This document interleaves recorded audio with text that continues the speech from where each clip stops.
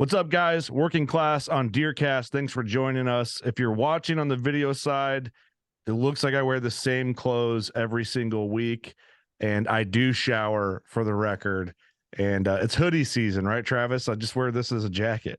Exactly. I mean, once a week, a shower is necessary. So, Once a week. That's all we get. What's up, dude? Travis from Buckstorm is joining me this week. How you been, buddy? good, man. How you been? Busy? Busy good? I know you guys have been busy. Yeah, it's been a busy. This is the first day that I've actually been like home getting caught up on stuff in probably like 4 months. I lose track of you guys on your socials because you guys are constantly shooting so many animals on so many different hunts that when you post something, I'm like, I'm not sure if that's like happened like today or if it's like another like a reshare post from another season. Like you guys are just hard to keep track of. Yeah, we usually just repost the stuff during the off season, so most of it's fresh, but I don't know. We've had a good run last few years for sure. It's been fun. And with the guiding deal that we're doing now too, that naturally adds more content, if you will. But it's just it's a blast, man. That's what it's Yeah. all about, really. So Well, I think a lot of the normal, regular WCB listeners are familiar with what Buckstorm is, and you and Jeremy and the rest of your crew and what you guys do. But for people who are new since the last time we recorded with you or did anything with you guys, maybe just give them a quick catch up on who you guys are, what you do, and then we can start talking whitetails. yeah. So my name is Travis, of course. Jeremy, he's not here today, but Jeremy and I and Austin, us three, we do Buckstorm, and we have a YouTube-based hunting show essentially that airs every week throughout the year, sometimes multiple episodes a week. That's kind of our main platform. We also guide special draw limited, mostly limited hunts that are, a lot of them are resident specific to South Dakota. So like elk hunts, special draw deer hunts occasionally, but typically elk, bighorn sheep, mountain goat, those kind of hunts. Mm-hmm. And then we film it too. So it's kind of a two-edged sword. It's good for us because we get that content, but more importantly, we get to put a video together for somebody that hunted with us, so they have that memory and they can relive that once in a lifetime hunt through a video, Yeah. which most of them think is super cool. So it's just kind of the perfect deal, and we don't take it too serious. The camera's just kind of along, and we just put it together. We're not like, hey, go back and rewalk here and rewalk there. I mean, you've hunted with us, so you kind of know the camera just tags along, and we've been after for a while now, and that's pretty much it. So Yeah, no, I like it. And that's like my biggest plug for you guys. It's like if you want to watch what it's like to hunt in an area that you guys are in and just really see how the hunt is, your guys' videos are the perfect ones to watch because you're not doctoring up certain things to make it look a certain way. Like the way it looks is how it looks on your right, guys' videos. exactly. Like, you know what I mean? It's like, oh, I wonder what it's like to hunt deer in South Dakota. Well, you watch your guys' videos, that's what it's like to hunt deer in South Dakota, whether it's whitetails or mule deer. And, we've talked with you guys about a lot of the animals you guys hunt. But on this episode, I wanted to talk more specifically about the mountain whitetail. And because, here in the Midwest, there's terrain, right? But it's not like the terrain that you guys get. Or I would say, is it fair to say that steeper terrain kind of starts where you guys are in South Dakota? Yeah, we're right on the edge. I mean, there's a few other areas like in northwest South Dakota that are similar on a smaller scale, but it definitely goes from like flat prairie plains to Black Hills, which is basically a small mountain range. Elevations around 7,000 feet. It's kind of where it tops out. But for around here, you go from 3,000 to 7,000, or about 4,000 foot elevation gain. So it would be kind of comparable to like a mountain town that went from 6,000 to 10,000 feet or something like that. Yeah. Just kind of a different terrain, deep snow in the winter, sometimes brutal winters, but overall fairly nice weather, like on the foothills, kind of like Denver, where the mountains will get all the snow and Denver's warm. Hmm. That's kind of what we get on the edge of the hills, but you get up into the hills where we hunt all the time. It's a whole different world up there, and Right. everything kind of out the window. So when it comes to like whitetails in that hilly, mountainous, a little higher elevation, I mean, what? Because you've hunted the eastern part of the state, you've hunted Kansas, you've hunted, Midwestern whitetails. More. I mean, you guys technically are the Midwest. I don't consider South Dakota Yeah, the me Midwest. neither. Yeah, we're But the West Midwest or something like that. Yeah. yeah, it's like the transition zone. But you've hunted Midwestern whitetails and you've hunted whitetails where you're at. What's the big difference? Like if someone was like, give me the main difference in the two like subspecies of whitetail, what would it be? Well, there's a lot of them really, but the behavior would be one. Body size and genetics would be two, of course, because naturally they're living in the mountain terrain. They don't have as good a food. They don't have corn. They don't have these big food plots, and they just have to survive basically. So I would like basically, I think the best way to describe it would be a mountain whitetail survives, and a Midwestern whitetail, for the most part, seems to, kind of be spoiled, Yeah. really. Yeah. And Well, yeah, for sure. There's food everywhere, right, exactly. So usually. they're survivors, they're smaller bodied. Genetics are what make them big, not food. And that's like the biggest kicker. I think Midwest, I mean, it's kind of that way everywhere, but you can take a deer with mediocre genetics and give him good nutrition and he's still going to grow. Yeah. But out here, if they don't have genetics, it's not going to be in the cards for that deer because they're not getting that food, with the exception of like a few food plots here and there and some state GPA stuff. But there's not any like big crop Yeah. anywhere nearby. So it's a whole different world. I mean, they survive, and they probably weigh, like a big mature whitetail buck probably weighs like 140 pounds on a good day. That's So crazy.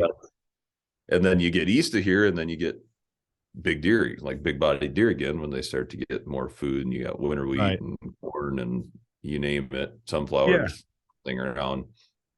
I even And think though too, just from like sharing trail cam photos with you guys, I've been pretty impressed with the some of the genetics and the size of whitetails that can grow in that area. From my perspective, I don't know, you might not see it the same way I look at it, but I see a lot of similar characteristics in the genetics of like deer I see you guys shoot and some of your buddies shoot. Like they all have a similar look, but like mm-hmm. some of them will really surprise you. I know like Jeremy killed that buck with really great brows a couple years ago, and you guys Yeah, are always in like really great looking deer. So I don't want anyone to just listen to what you said and be like, oh, they're all dinks, because they're not. They're no, not all dinks. exactly. Yeah, I mean, some of them are like, I think the biggest set of sheds that we've ever found in the hills is like 170-inch whitetail. So they still exist out here. I mean, I know a friend of mine shot one that was knocking on 170 this year. Mhm. They're out here. I mean, you just see a lot of crap genetics in between, but if Mhm. you can get that age class, a lot of them do have the genetics, and they start to get some trash. It just seems like a lot of them have either big brows or split tines or you name it. And Yeah, they're just a really cool, like, unique species. Probably my favorite thing to hunt out of anything. really, Other that than, surprises me. I mean, elk is definitely number one, I guess, but a second, like in the deer world, I just love hunting the mountain whitetail. I just think they're so cool and they're unique and they're impossible to figure out. You like them And more than a mule deer, I do. really? I don't know. It's just growing up with them, living in my backyard, basically, it's just different. And Mhm. I love it all naturally. And some years I'm like, I want to shoot a mule deer this year, but I I feel like mountain whitetail is just hard to top because it's just a whole different world. If a guy, like, if you came out here whitetail hunting sometime, and we'll have to do that, by the I way, would but love that actually.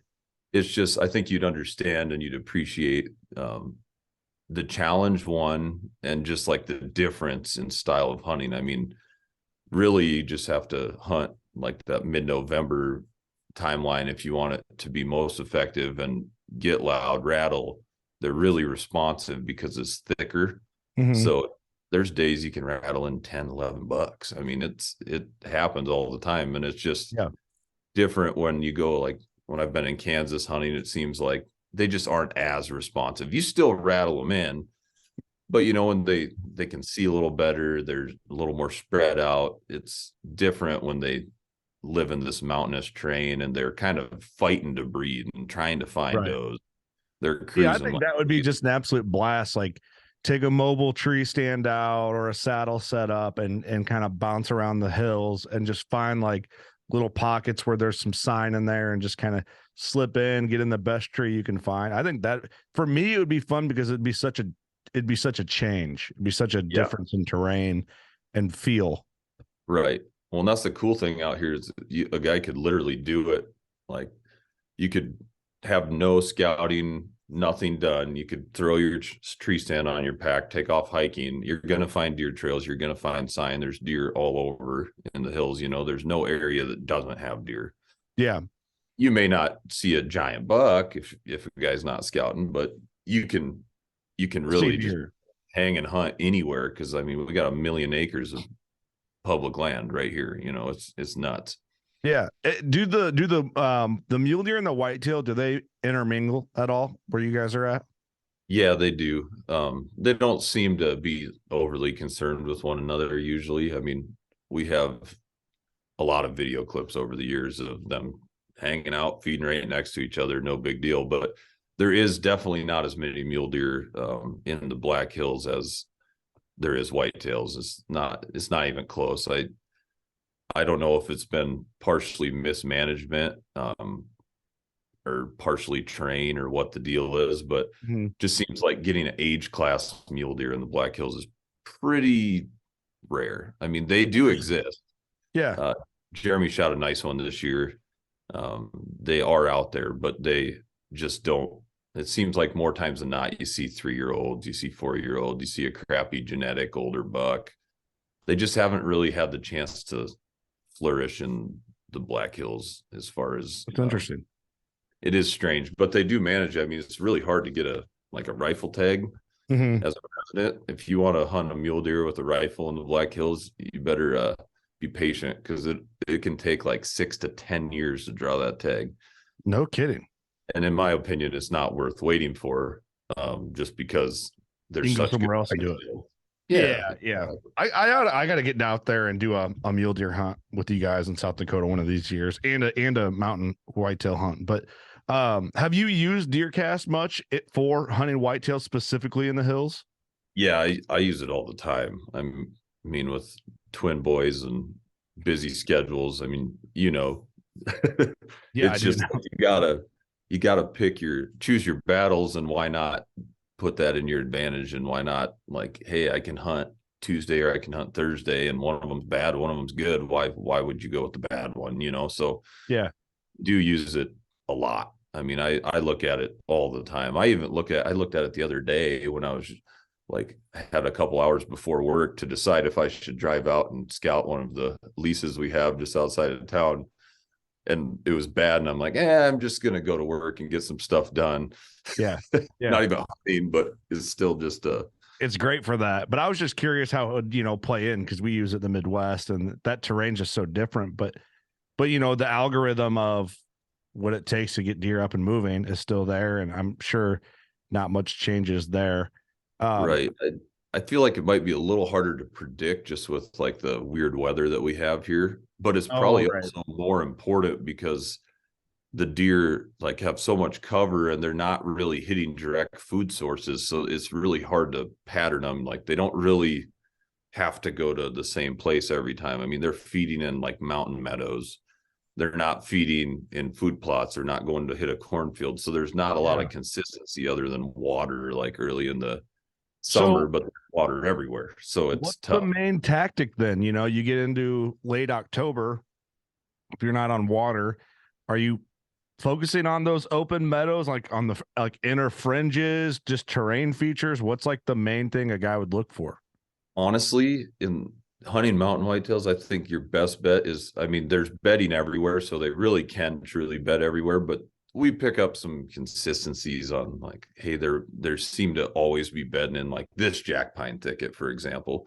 Mm-hmm. And then you set up usually in like that, I'd call it a transition zone. Like if there's a spring valley, like a mountain meadow, spring valley down in the bottom, they're bedding high on a ridge. They're probably going to drop off that ridge somewhere.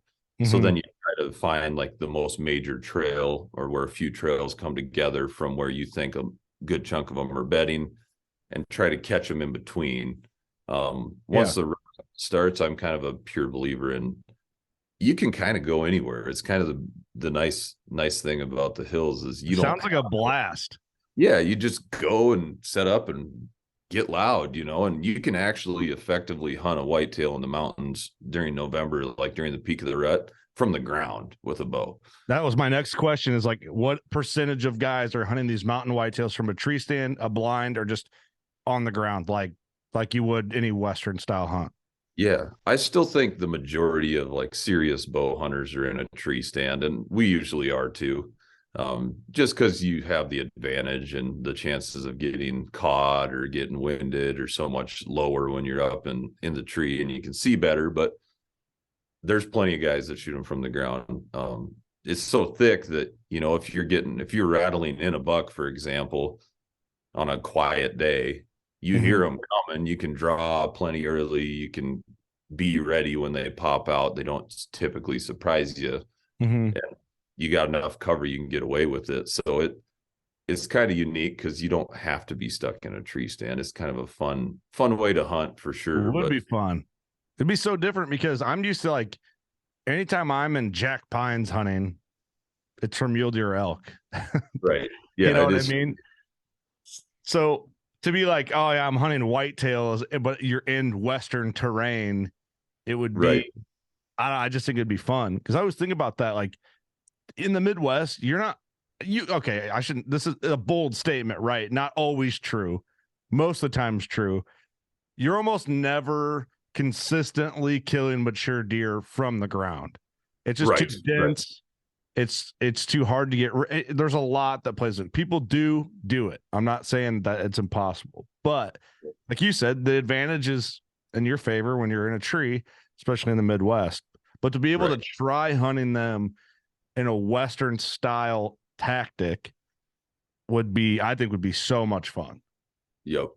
Absolutely. And the the best luck we've had as far as bow hunting, like big mountain whitetails, is hunting scrapes in October because Yeah. that's one thing that you can kind of pattern those deer. You can't pattern them all year long. You can try. You'll get pictures of a deer like one day and then he'll be back 3 days later. Then he'll be gone for 2 weeks. Then he'll be back and you'll get a picture of him 2 miles away on another camera.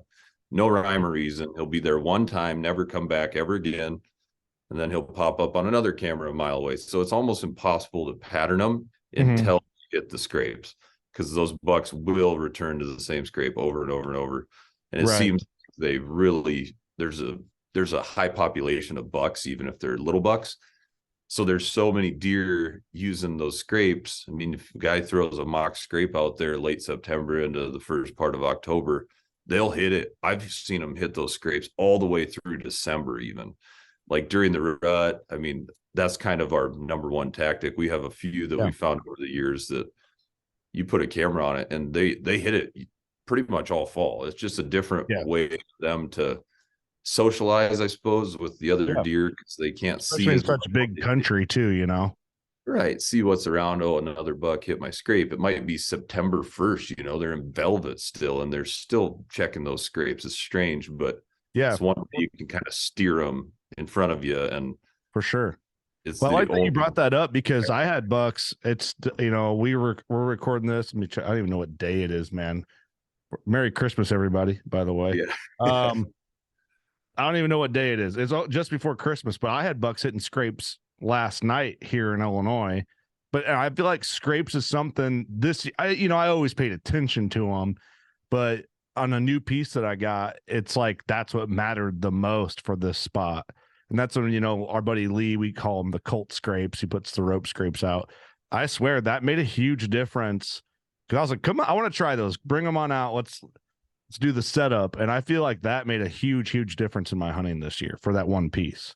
So Yeah, I'm a big time believer. If like October is one of the most magical times to kill a big whitetail buck on a scrape, and I still like hunting November the best just because you never know what the heck's going to happen and they're going crazy. But yeah, October is a little more controlled. You know, you can settle in, you can pinpoint a deer. In November, everything's kind of out the window, and it's just get lucky and have a buck come in, whether you're rattling, grunting, or just in the right spot.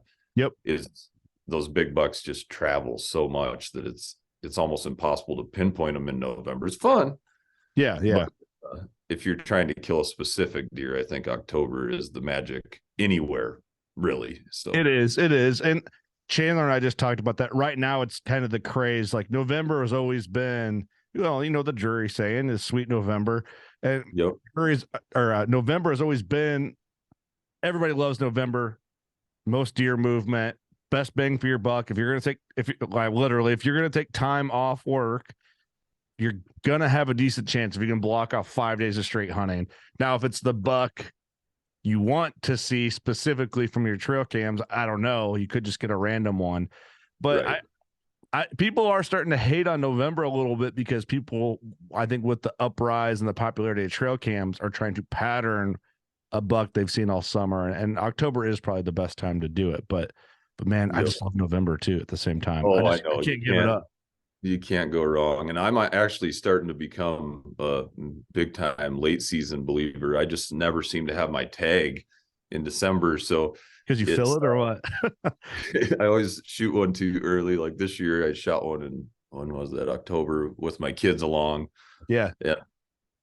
I just haven't had a bow tag in December for quite a while, but I'm starting to, like, when we were out hunting this year with Jeremy and like taking my wife out, and just the amount of deer movement I've seen, and with the deep snow this year out here, they're just so much easier to pattern right now.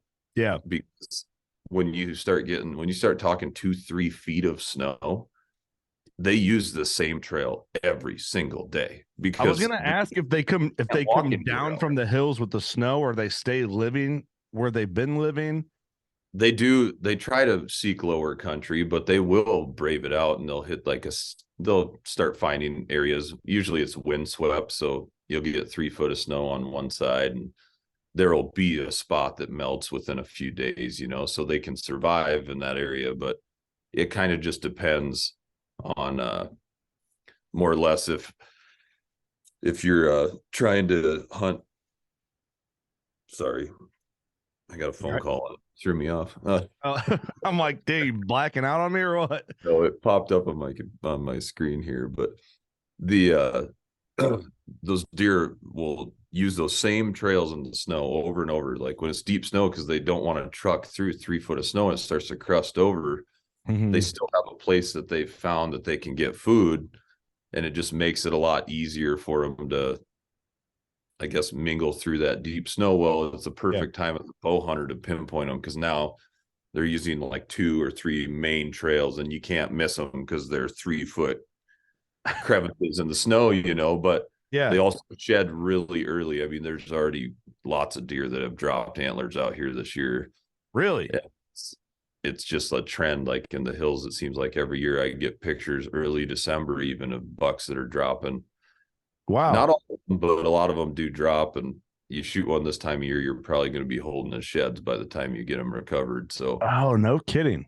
Do you think it's just because of the cold and just the conditions they're in, their body just goes more into survival mode rather than, like, I don't know if that makes any sense at all, but to me, I do think it probably has something to do with the added stress. Although even some of the years we've had fairly mild winters, I've seen them drop early. So that's the only thing that's kind of thrown me off that theory. But I'm still like a somewhat believer, and everybody has a different opinion, that the gestational age of that animal is the biggest driver, like when it was born. Yeah. If a deer was born 3 months earlier, or not 3 months, like a month earlier than another deer, he grew his antlers a month earlier, more than likely, than that deer the following year and the following year, and so on and so forth. So I'm kind of a believer that the early fawns are the ones that drop early, and the late fawns are the ones that hold on late to some level. And there's influences, I'm sure, from Yeah.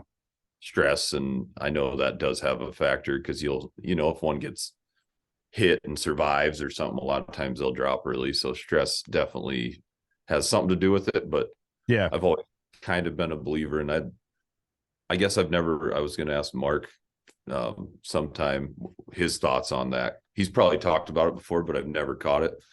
Yeah. Yeah. Just It would be interesting to see what he would have to say. To me, it makes sense, but I don't know what the hell I'm talking about.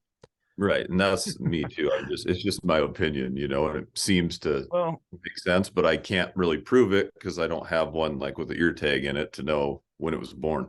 it'd be cool to know all that. And I'm trying to think the earliest, because I don't normally shed hunt here. But I've had deer shed in December before.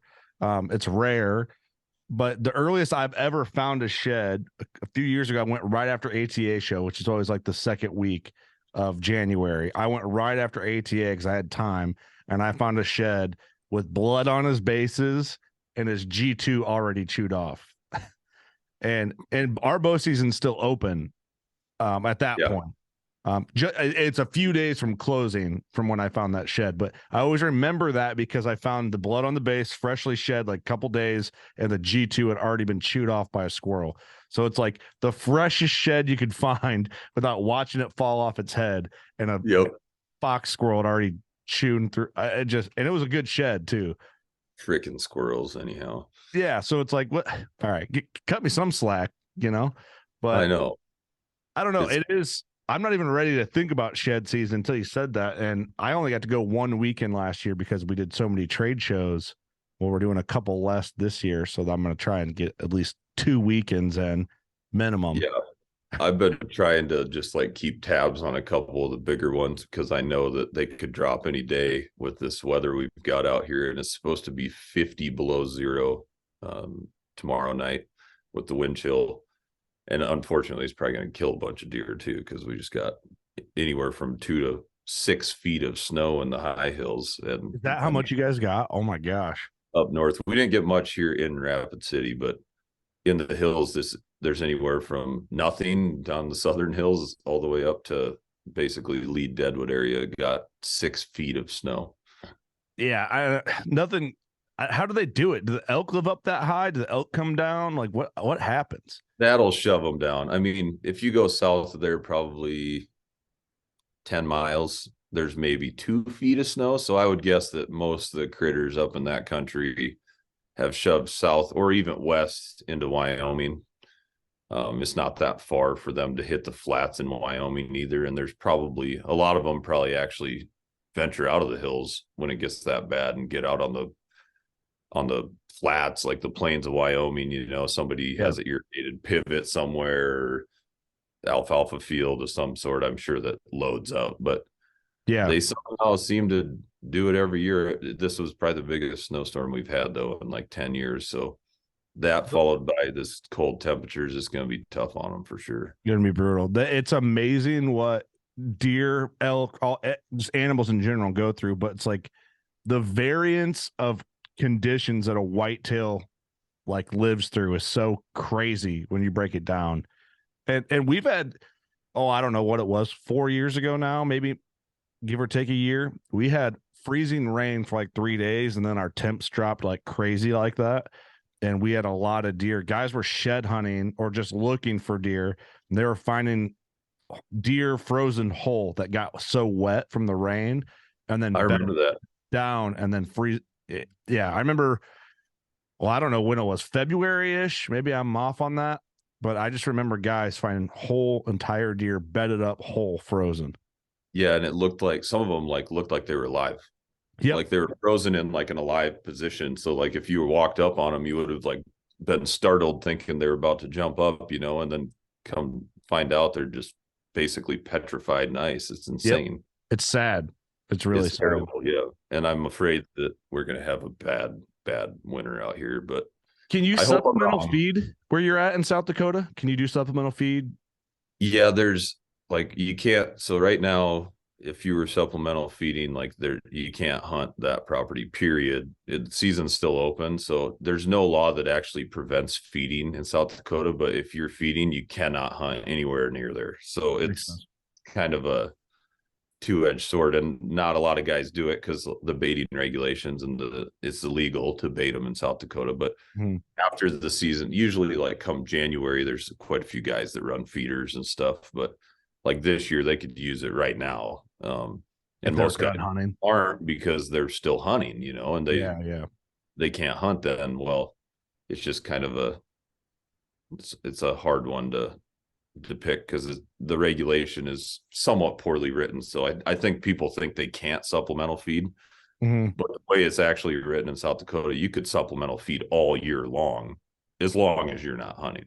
That makes sense. And you can't have a camera on the supplemental feed either for Oh, viewing. really? So basically, it's just put it out there, let them eat it, leave them alone, Yeah. Yeah. But When the conditions are the way they are, it's like, I get that. Don't be in there right. messing with them. If you want to help them survive, that's why you're like, I just think when it's that cold, because in Illinois, you can't do any supplemental feeding at all. Iowa, you can in the off season. And I don't know how I feel about it, but when it gets that cold, I'm like, oh, let us help these animals. Yep. So here's the thing in Illinois, you go to any store, you can buy supplemental feed, the mineral, Right. all this stuff. Right. It's for sale everywhere. Yep. And I bet you, who's on? I think I was talking to my buddy Lee. Everybody knows Lee now. We were having this conversation about supplemental feed. And he said, because he's got some other buddies that live in Illinois. And he goes, hey, I'm just curious. He goes, I know you guys don't supplemental feed. He goes, but if you had to put an estimate of resident hunters in Illinois, how many of them do you think are using supplemental feed? Not necessarily to like bait to hunt over, but even in the off season, use supplemental feed. And my guess is, what would you guess?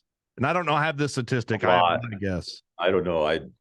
And I don't blame them. I mean, it's good for the wildlife. If they're not hunting over it, they're not, I think we all agree that it's a dumb regulation. So it is, yeah.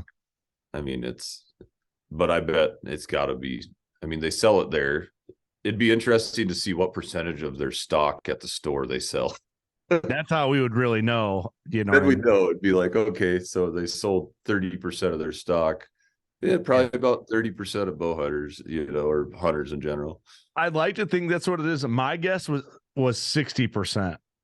I believe it, yeah.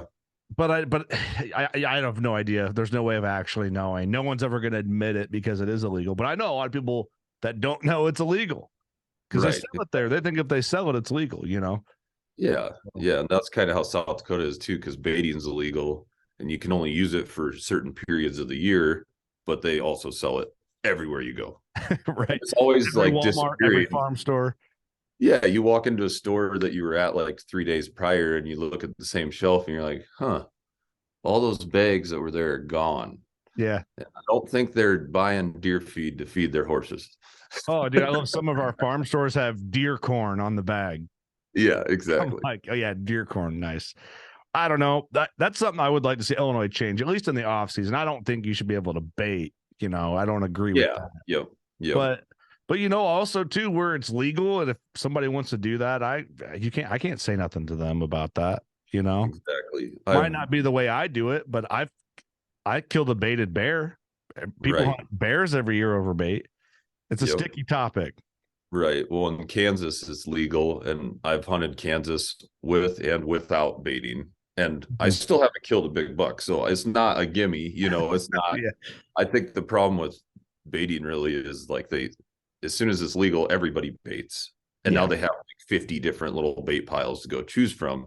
What's going to put them on yours, and what's not going to turn them nocturnal because now they can eat whenever they want. So I've never been a huge believer that is super effective other than maybe like early season, you catch them off guard, but you really still got to put your time in at your bait station, to get the buck you're after. It's kind of one of those things.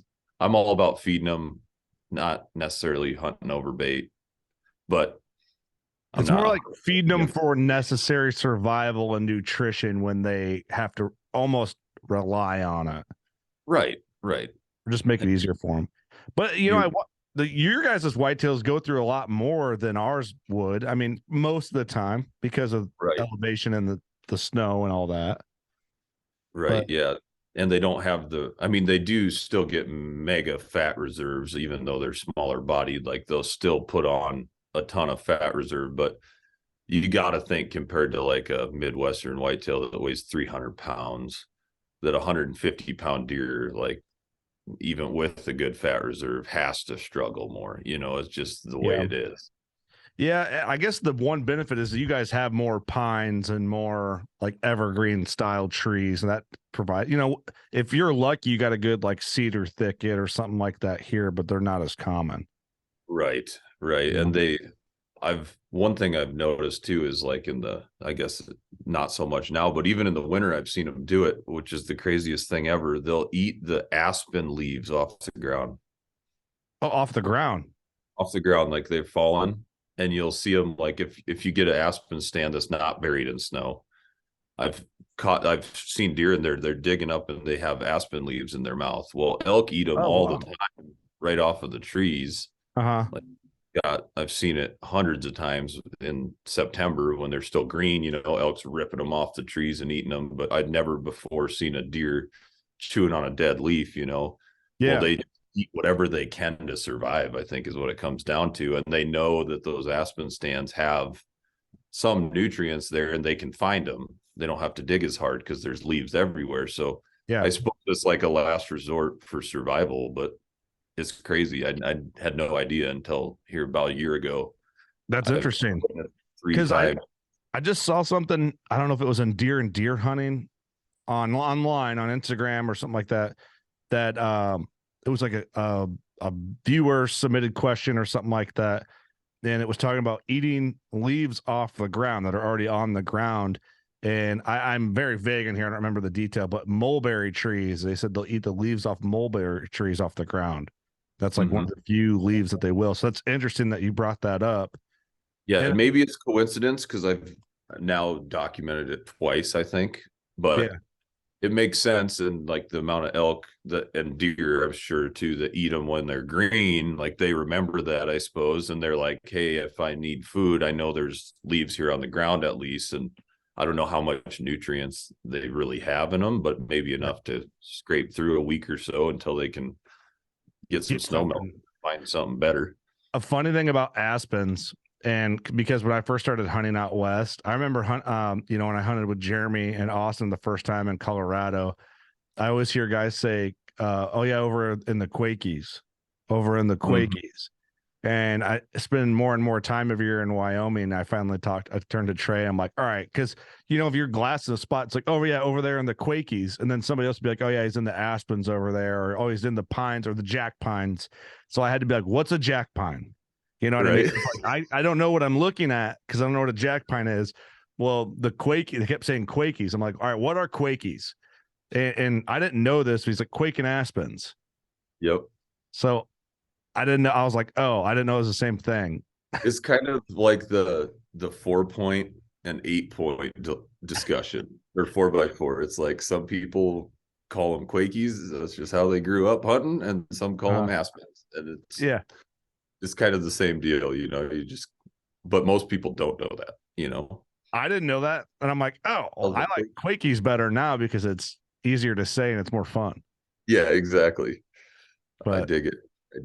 So what's the full name for them? Is it Quakin? I think it's, now you stump me. I think so. Yeah, I think it's Quakin aspen, but there's like birch trees too that pretty much look like an aspen tree. And so there is quite a few birch trees out here too, but I just call them all aspens because that's what they look like, kind of. And they're like, the famous saying, you can tell it's an aspen because of the way it is. Yeah, exactly. That's all you need to know, really. That's it.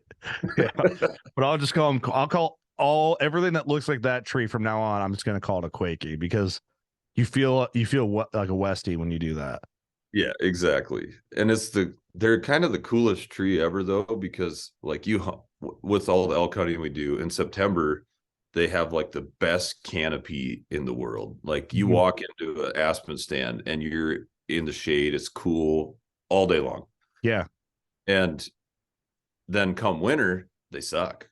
Like there's Yeah. no canopy, and usually they're on north facing slopes, so they get buried in snow, and usually there's like no sign of life anywhere near them, Yeah.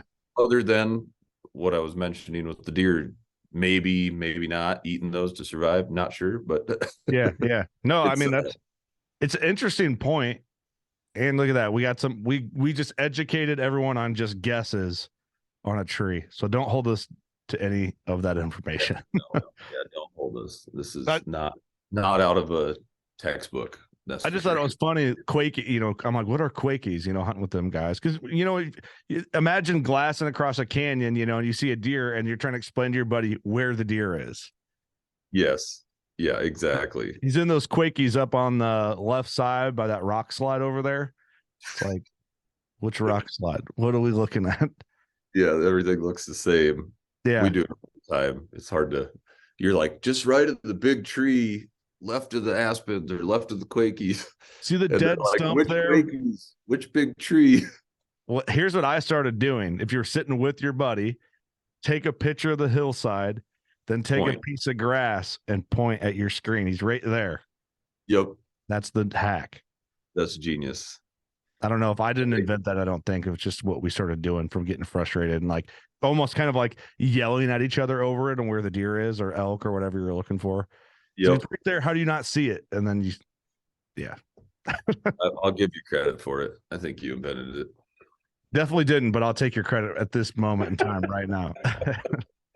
Well, dude, I think I just like this type of conversation, just breaking down. For me, it's fun because it's different terrain, but I think chasing a mountain whitetail out in your guys' area is, especially now more so than ever, but it's always been on my radar. But something I think I need to do and experience to kind of add to like my whitetail knowledge bucket, I guess. Yeah. Yeah. I think you got to try it. It's just different, and it's rewarding. Like to me, shooting like 140-inch Black Hills, like mountain whitetail, is, if I was like drawing an equivalent to like a Midwest whitetail, I would put that at like 160-inch whitetail. Yeah, I can see that. I've hunted eastern South Dakota, Kansas a few times. I've been to southern Iowa. Like I've hunted those places, and just based on like what you see in the age class, like the same age deer is typically probably 20 inches smaller. Yeah. Even with good genetics, and they get the character and they get the dark chocolate racks. And that's the thing I kind of like the most, honestly, is like the dark brown chocolate racks. Yep. That's my jam. So Do you have a mountain whitetail rack right by you that you could pull up? I got quite a few of them. Here, hold on. It's like, yeah, let me grab one out of the pile. A couple of mule deer in the background. There's an elk, a mountain lion. This is that big 170-inch set that I was talking about earlier, but Yeah. it's the tower. Awesome And brows. this one's not quite as dark because I found him a little later, but this deer sat about 10 inches tall. He was just like that. But the character that a lot of them get, it's crazy. There's a Most lot. of them are darker horn than this, but he probably was. There's a good brow tine genetic in that area. It seems like most of the deer whitetails I see from you guys have good brows. Yeah, it's like they either tall and tight with big brows, it seems like, or they're the opposite. They're wide and they have crappy brows, but they'll get a big frame. It's rarely do you see like the big frame deer have the big brows. It's weird. Interesting. It's like a basket rack buck that just turns into a giant, Right. Yeah. Right. That's cool, man. It's different. That's what's neat too. It's like when you look up on your wall, if you get one of them mountain whitetails like that, it's like, check that one out. Like that's what I'm excited to go hunt Coues deer. It's like a desert mountain whitetail, kind of. Right. Be kind of neat to see like that. It would be cool to get like a whitetail slam, like you got your Midwestern, you got your mountain whitetail, you got your South, Sonora desert Coues deer On whitetail. my radar. 100%. A Texas whitetail has its own vibe to it, you know, like a southern state. I don't know, Georgia or Alabama buck or something like that, or Louisiana buck would be kind of neat to have also. Kind of cool to Yeah, have. I agree. I think it'd be a really cool like wall to have one from all these different states and these different basically subspecies, and they may not consider them a subspecies, but in my opinion they really should. But it's so hard to like, where do you draw the line? Because you get east of here and you get these plains deer that are giant bodied, just like a eastern or like a midwestern deer, you know. So it's, where do you draw the line? And they go back and forth and they crossbreed, and it's not like they're different species, they just live in different climates that affect their body weights and stuff. I think is more than anything. Yeah, I would consider them a subspecies to a point, but yeah, it gets blurry there when you're trying to draw hard lines. But I think the coolest thing too is like look back and be able to like see the adventures you had been on. Like I went to Mexico there. I shot that one in South Dakota. That one's from Illinois. That one's from Louisiana. And you know what I mean? Like just be kind of neat to look back and have all that just kind of like piled into one room. Kind of like what you got going on. I mean, you got quite the collection of just variants and different stories, you know? Right. Yeah. And I agree. I think that just like it says a lot about a white-tailed deer and like how prolific they are, and just seeing like the different climates and how it affects their appearance even, you know. And like you get darker capes in parts of the country, you get just different styles of just, it's interesting to see. And like, well, for example, here I'll spin this around just to show you, but like this is a Black Hills whitetail right there. Yeah, that thing, dude, that's what I think when I think Black Hills whitetail from talking to you guys. Like it's just beautiful.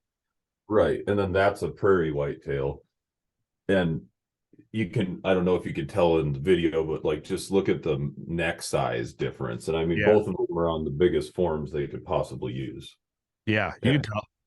It's just a different size deer, basically, is what it comes down to, you know. Yeah. When are we going to get a full blown Buckstorm? Like, I want you guys in Austin included to run through your taxidermy collection and like tell a little tidbit on each one, because you guys have really just tipped them over the last few years, especially. So I'd like to get, we'll have to do that. How you guys are fitting it all in your house. Right. Well, my basement is pretty much just, that's what it's for. So the kids don't play down here very often. I mean, they can, but they usually end up bringing up like a couple deer antlers. You know, they'll, Dad, look what I found. I'm like, yeah, buddy. So we got a buck pile in their room now. Yeah. We got a bunch of them up there, but yeah, I need a higher ceiling essentially. But what are you gonna do if your basement's pretty much tapped out for room? I mean, what do you start putting them upstairs? You just wait till Mama's working, you know, and hang them in the living room. That's right. But she's killing deer too, you know, and same thing with Austin's wife. She's killing deer. So it's like, I want to know what their house looks like. I mean, they kill a lot of collection too. And he's got a partially unfinished basement. So it's just perfect because there's studs everywhere and he has them all over. But he kind of stopped mounting stuff because they're just harder to move around. And he's got a ton of euros of giant deer that should be mounted naturally. But yeah, I've kind of become partial to European mounts as well, and just being able to hold it and look at it. And it's just, there's something different about that, you know, and just being able to pick it up, and even on a great big buck, you can enjoy it differently. I had to mount my mule deer from a couple of years ago. I should be getting that back here soon. And that might be the last one I mount for a while, unless something crazy happens. But yeah, see, I shot my elk. I think I shot a good elk, but I did a European mount on them. And I have the cape, and I don't know if I'm going to keep the cape or just sell the cape to somebody that needs it. But I don't know. You know what I mean? It's the studio has saved my house because 2 years ago, pretty much right when we got the studio. So my dad passed away, right? And I inherited all of his taxidermy. And then I've killed a pile of stuff since that. And I literally would have no room in my house. My house is full. I'm not emptying my house to bring it all to the studio because I want to still have all my stuff in my house, you know? So I'm at that point, like, am I going to keep mounting all these animals or do it? I don't know. I'm in that weird crossroads, but Well, and the nice thing is I did the same thing with my elk back here. My ceiling's not high enough to mount one without it like touching the floor pretty much and looking weird. So I'm just like, the cape is prepped and ready to be mounted, and my buddy has it.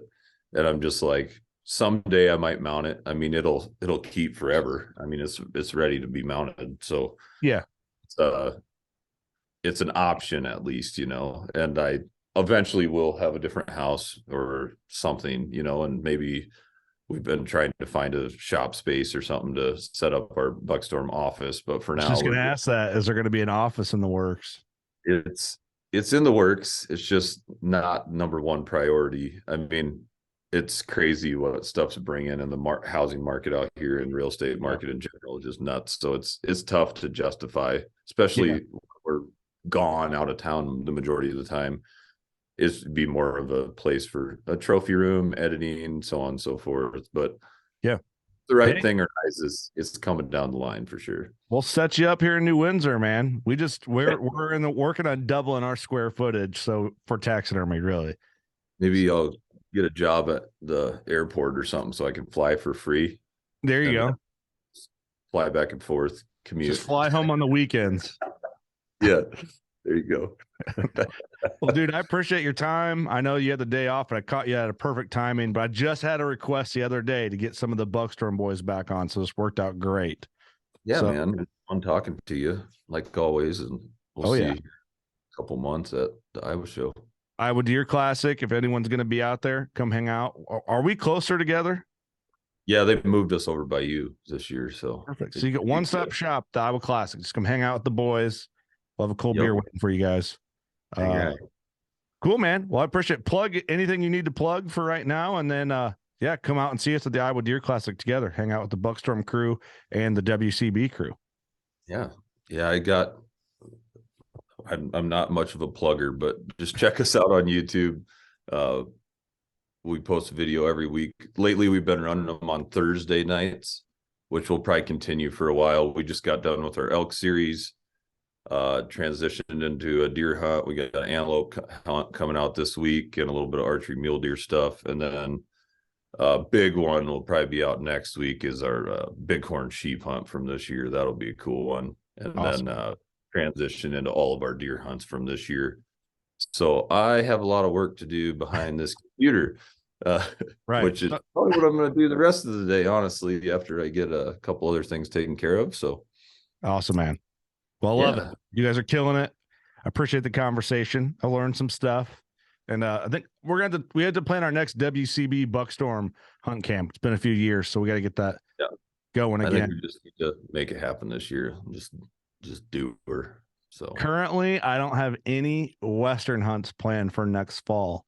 So if we want to set something up, let's do it. No, now you do. We're just going to call it a Western hunt.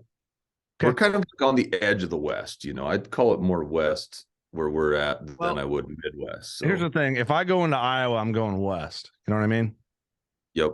We need to come up with a name for the spot in between the Midwest and the West right there. It's you guys are all trannies. Can we transition zone? Yes. You guys are all trans. You guys are trannies. That's what you are.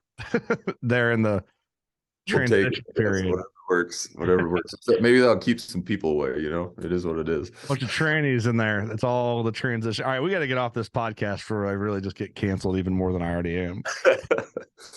Thanks, bro. All right, man. Hey, have a good Christmas. This will launch right after Christmas, but everybody out there, Merry Christmas, Happy New Year. Be safe. Good luck if you have a tag left. Good luck if you're going out shed hunting or doing scouting. That's really it. You know what to do. Stay calculated. Go shoot a giant. We love you guys. Peace.